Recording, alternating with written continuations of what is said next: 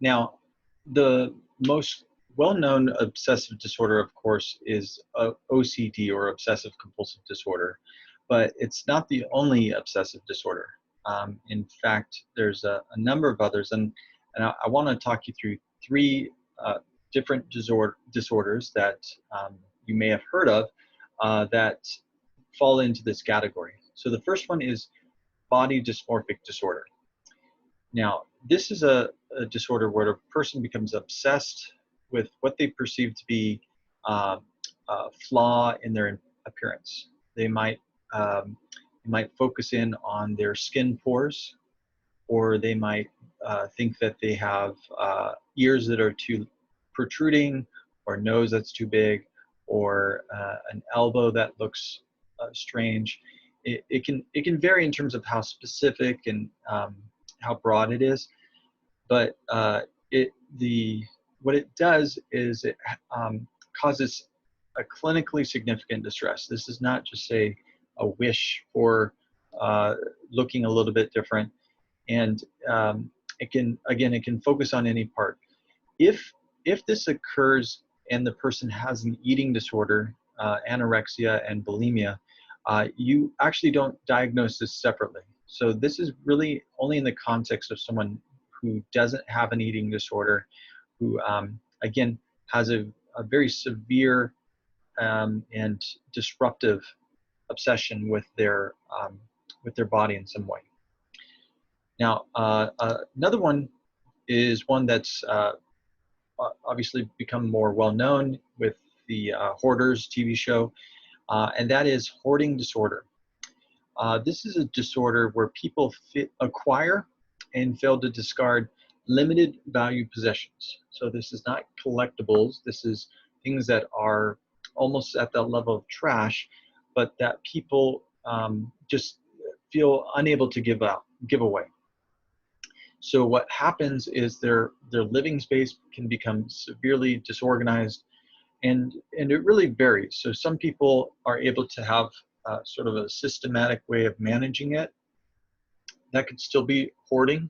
Other people, it becomes just a trash pool, and it could be even a health risk to them.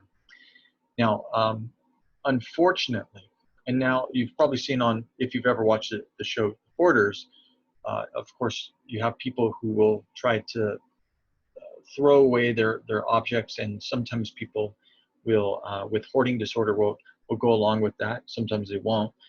But unfortunately, the prognosis for people with hoarding disorder is poor.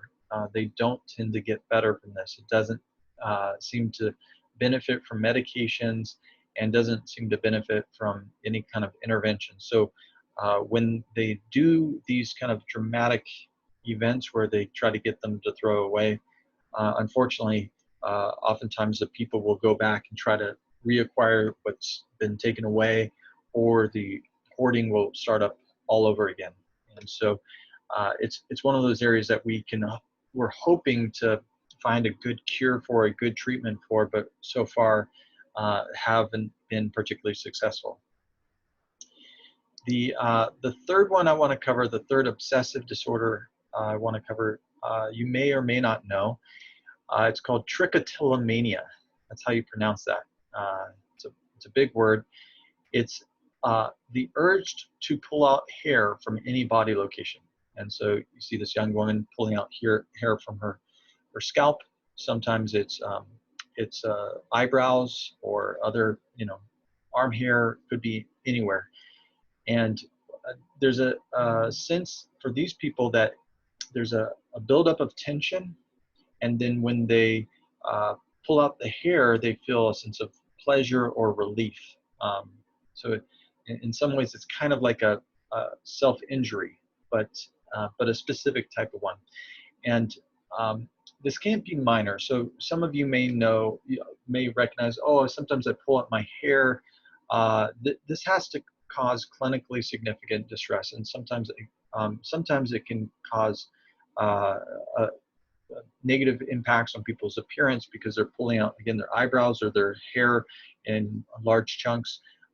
If this is just a little bit, again, sometimes people have some tics and do this, but this is really going to be a negative experience that really impacts them. So again, those are 3 types of obsessive disorders that just wanted you to be aware of.